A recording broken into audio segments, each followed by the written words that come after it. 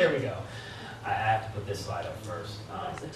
So I'm gonna talk a little bit about academics really like to footnote things and make sure they clarify their terms. So I couldn't just call it U.S. health reform. I had to really put in sort of what it is right now. So it is. I'm going to talk a little bit about what U.S. health reform may look like it's just a little after 10:45 a.m. Also known as the good, the bad, and the ugly in terms of the contents of what's in the bill and what people are saying about it. I'll talk a little bit about that.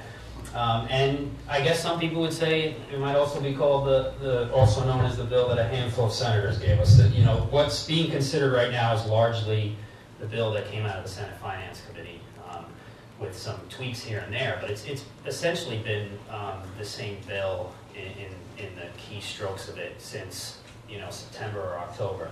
So Wendy and John certainly can talk much better than I can, more in depth about the state and local implications, although I think even the way things are still fleshing out, we don't really know for some of these things what the state implications will be yet.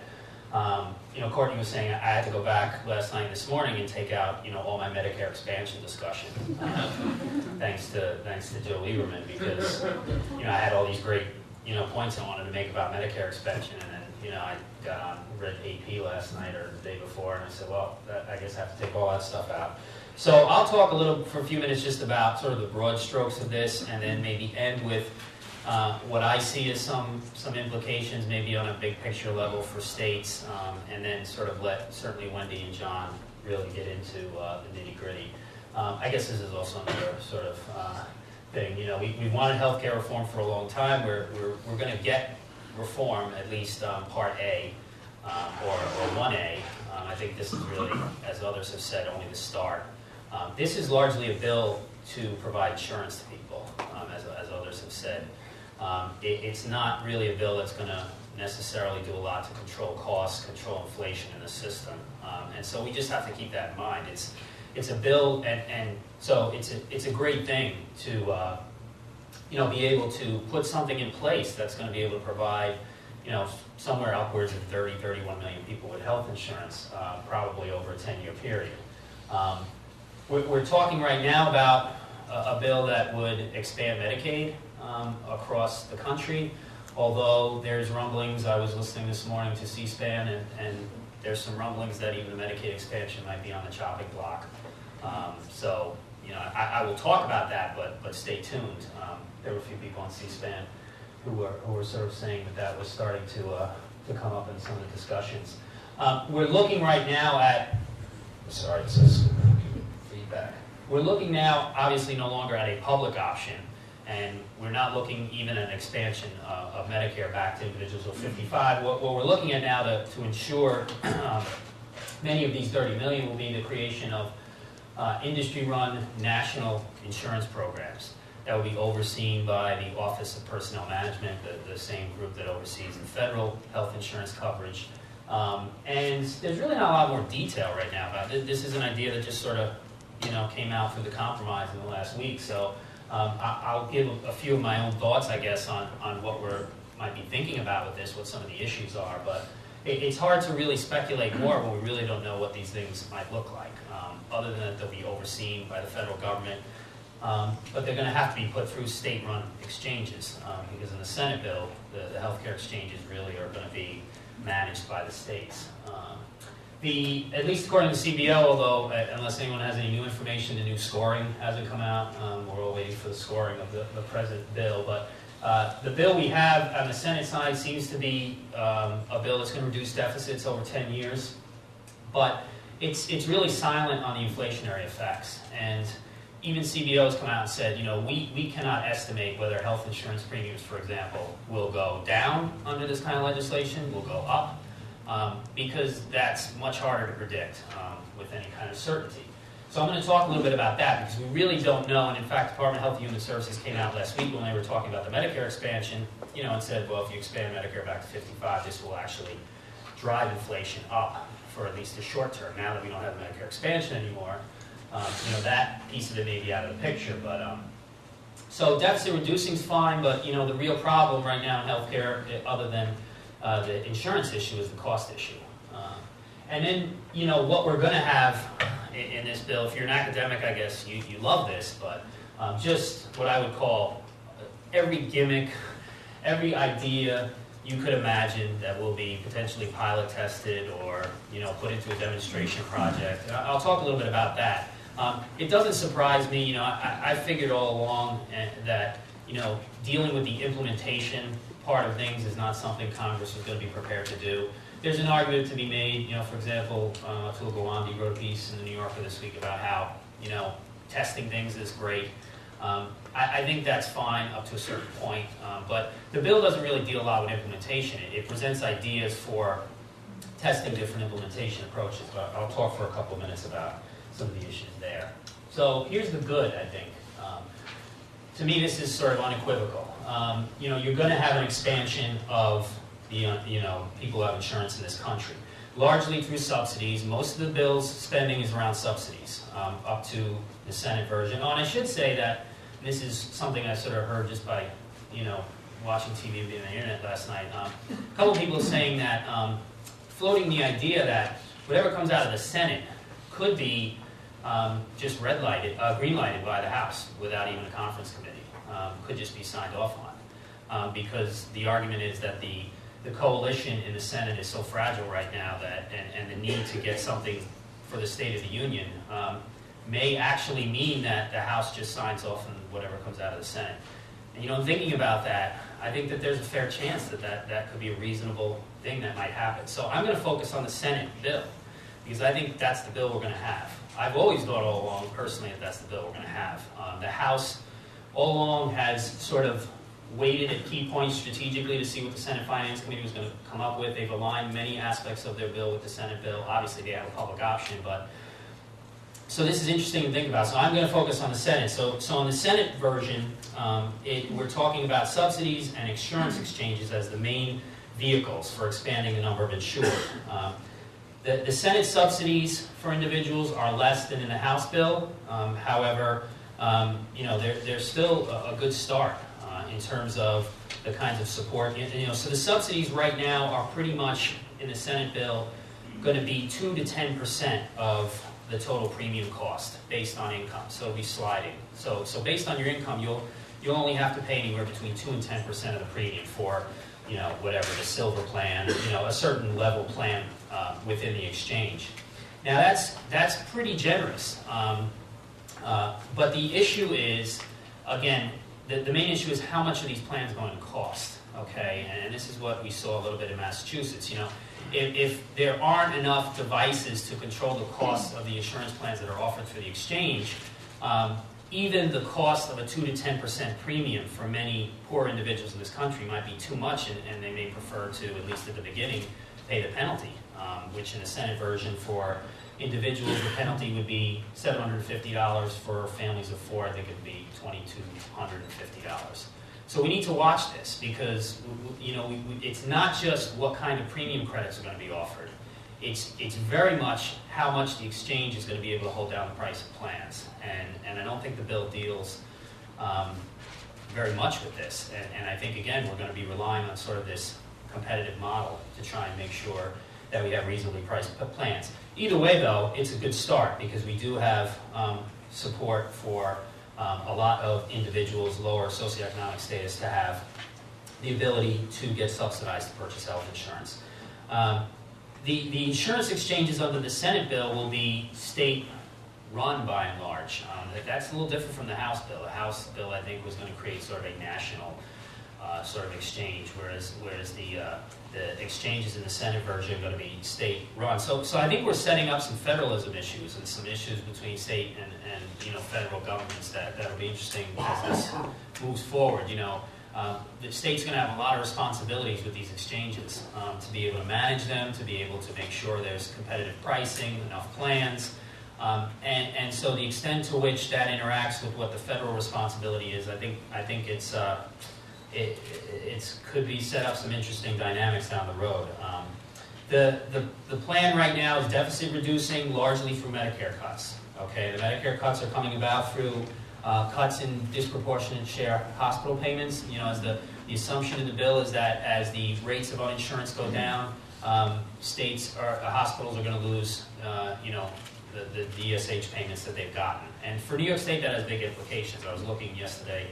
I think the state had, almost $3 billion. I could be wrong, but I think that was the figure I saw in DSH payments for 2006 or 2007. So, but that's commensurate with, the assumption is as people gain insurance, the need for those payments goes down. But short term, that could have implications, for utilization. Where is that money going to be made up in the short run for hospitals and providers that rely on it? The other part of the savings is going to come from fee schedule slowdowns or cuts in certain payments to hospitals and providers. Certainly, I think this was the big issue with Medicare being pulled back to 55. I think in the end, this is why the idea didn't float very well in part, was because you had providers that sort of came out of the woodwork and said, wait a minute, this is a plan. Medicare is a plan that doesn't reimburse us that well to begin with. Now you're going to pull it back to 55. What guarantees do we have that we're going to be able to get the kinds of rates we need? So I think, I think that was one of the issues. The other good part of this, I think, is the main, what you might call it the mandate, but I call it more the player pay. And some of the issues with the player pay. So smaller employers, even in the Senate bill, are not necessarily going to be subject to this, whether it's under 50, I think, they won't have to participate. And quite honestly, the House bill is much stronger on this than the Senate bill, but as I think the Senate bill will probably rule today, you're looking at really the play part of it for employers being, if they employ individuals who qualify for these subsidies, then they'll have to pay, I think it's $750, per person, if they don't choose to offer health insurance. So it's the problem here is if the play part of it is dependent on employing low-income workers or workers who qualify for subsidies, one of the arguments being made is, will employers, turn away a little bit from that part of the population to avoid having to pay the penalties? So will this become a disincentive for firms to hire lower-income workers? And certainly some firms that rely on lower-income workers will be hit by this disproportionately than other kinds of companies. So I think that's an issue that we have to look at. The individual player pay incentive for the consumer in the Senate, in the House, it would have been 2.5% of adjusted gross income. In the Senate, it's, like I said, $750 per person or $2,250 for family. Now, we'll be much older in our lives when these incentives finally kick in. I think the $750 per person doesn't actually get phased in under the Senate bill till like 2017. It starts off, I think, as like a $300 penalty. So this was my point earlier. It's starting off at such a low penalty. You may find in the early years of this that it's going to be cheap, especially before the exchange can maybe start to drive prices down of plans, before you have these strong national plans that are created. You may find prices still high enough and the penalties still low enough where many individuals will choose not to participate. And so I think I think this is a mistake to have this sort of slow phase in. Massachusetts discovered this sort of in the first year, that there were more people than they expected who didn't purchase health insurance. And I think we need to watch that. I think that's a serious issue, because part of this working is dependent on everybody participating. And if you have younger, healthier individuals, for example, who choose to, say, I'd rather pay a penalty, and they get pulled out of the overall insurance experience pool, you could have big cost implications, because then the plan would be, the reform bill will basically be incorporating sicker individuals into the pool without also bringing in the healthier ones. So I think that's going to be something that's going to be interesting to watch. The bad and the ugly, these are the things that I think are less, sort of thought out. I don't think I'm being a rocket scientist by saying this. I mean, if you just look at the speed, for example, this first one, the way we're going to provide insurance to people, at least right now in the bill, it's relying on, what I would call the status quo. It's relying on the private sector to do it for us and an expansion of Medicaid. I think there's problems with both ideas.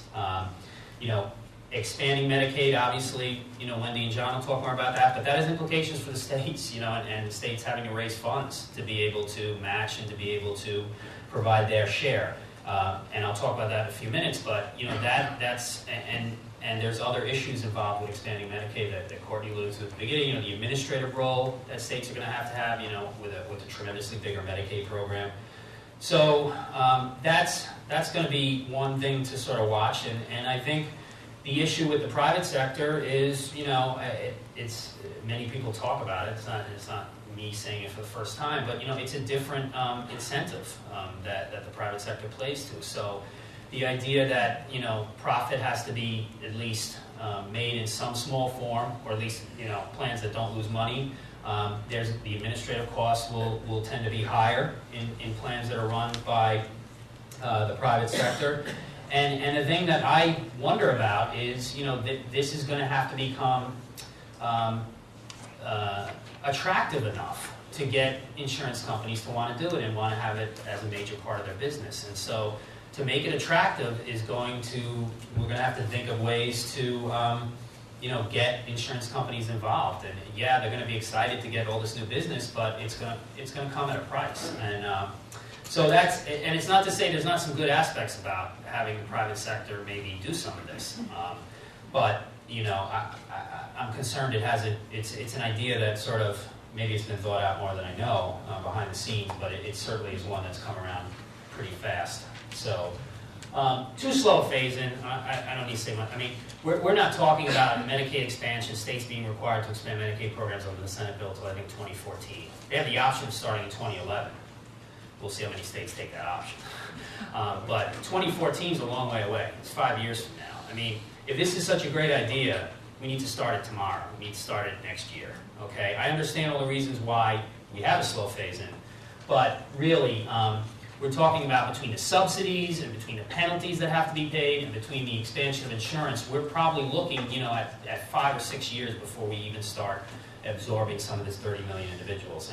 And to some of us, that's just way too long. Okay, and who knows what's going to happen in the interim 5 years in terms of healthcare inflation. So that, I think, is a problem. And then I think the absence of addressing these key implementation issues. I think, nobody expects Congress necessarily to deal with implementation when they make policy. I don't think it's the strong suit of the executive branch of government at that level. They make laws and then they rely on agencies and things like that to implement. But I'm not sure, they've thrown a lot of ideas in this that they want to test or that they're going to give money to testing, and there's a lot of issues that could submarine or make this reform that much more difficult if you don't start really addressing them right now. The whole workforce needs, what's our primary care system going to look like to be able to take care of this? Slowing inflation in the system, how are we going to be able to do that? Really, the way to do it is to shift more of the reimbursement towards preventive care, towards wellness. There's some of that in the bill, but it's more in the context of let's try some different approaches. Let's do pilots. And then prescription drug prices are still an issue. I mean, the prescription drug industry has sort of given some big things to make this bill happen, but the issue of rising prices is still not, you could argue, not as addressed as strongly as it should be. So this is my last slide, which let me just talk for a few minutes about state involvement. So if we have the Medicaid expansion, and again, I was sort of surprised this morning hearing some people saying that, that's something to stay tuned for. It's not a guarantee yet.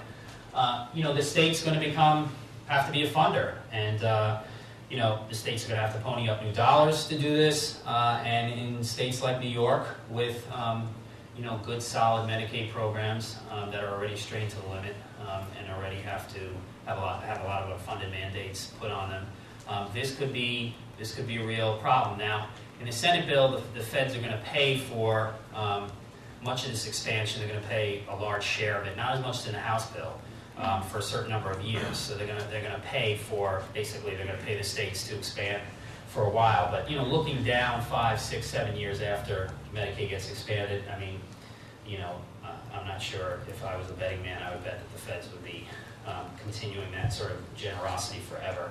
So states are going to have bigger Medicaid programs, and that's also going to give them bigger administrative responsibilities, managerial responsibilities. So there's going to have to be a lot of money, a lot of new resources pumped into the administrative mechanism for this. And let's face it, many states don't do a great job at this in terms of enrolling, in terms of making sure people stay enrolled, in terms of capturing everybody that should be captured, in terms of making sure providers are doing everything they need to do to provide the right services to people. You know, I'm a little scared that, you know, this kind of expansion, again, there's enough of a phase-in maybe where states will certainly have some time to adapt to it, but I'm scared that this doesn't play to states' strong suit. And so that, I think, is going to be, it's going to create an additional strain on states. The other issue then is the whole notion of the insurance exchanges. And in the Senate bill, at least the way I read it, you know, and you need a magnifying glass to read it, but, you know, the states are going to have a lot of responsibility over the insurance exchanges, okay, in terms of assuring pricing, assuring proper competition, assuring, you know, there's a basic insurance plan, right, that's available to everybody if they can't afford any other insurance plan. They're going to have in the Senate bill, there's a mention of an ombudsman role that the state is going to have to play for individuals who are insured under private insurance. No idea what that means. It's not really spec'd out very well, but you know, the state basically is going to be asked to be more of an advocate for people in terms of who are insured through the private market. So I think that there's a lot, these insurance exchanges are really the central piece of all this, okay? Because the theory is that the exchange is going to be the thing that drives price down and creates viable competition, good plans. So the exchanges, if left to their own devices, could be the Wild West. Certainly they'll be under federal restrictions and the plans will have to offer certain things, but we all know that there's loopholes everywhere, there's ways to manage competition in a way that's advantageous for yourself or your group of providers. So I think that the states, this is going to be a really intense role for states, and it's hard to say much more right now other than it's going to be an expansion of regulatory and oversight roles as well as administrative roles, and so you're going to see a larger state bureaucracy in every state having to deal with this stuff. And then the demonstration projects, I think the states will probably become the point persons for all this demonstration money, these demonstration projects. Specifically, there's sort of three main areas in the Senate bill that you know, are being targeted for like a lot of this testing and experimentation. One is the workforce issue, particularly primary care, creating and public health. The other is the medical home stuff that has already started in this country, you know, the patient-centered medical home, and trying to see if that's a viable way to provide people with better primary care. And the accountable care organization concept, the ACOs, which is really this notion of creating bundled payments for hospitalization that would start, I think in the Senate bill, they're specified 3 days before hospitalization up to a month after. So, you know, the idea of experimenting with bundled payments where everybody touching that patient would share in that one payment, and there'd be incentive to manage the care well so that everybody could make money and that the patient would get better care. You know, we did a little something like that in a different form called capitation a number of years ago, and we didn't do a very good job at really understanding it or testing it well. So I worry a little bit about that idea and how it's going to be tested. Last thing, so you know, really this is what I'll finish on.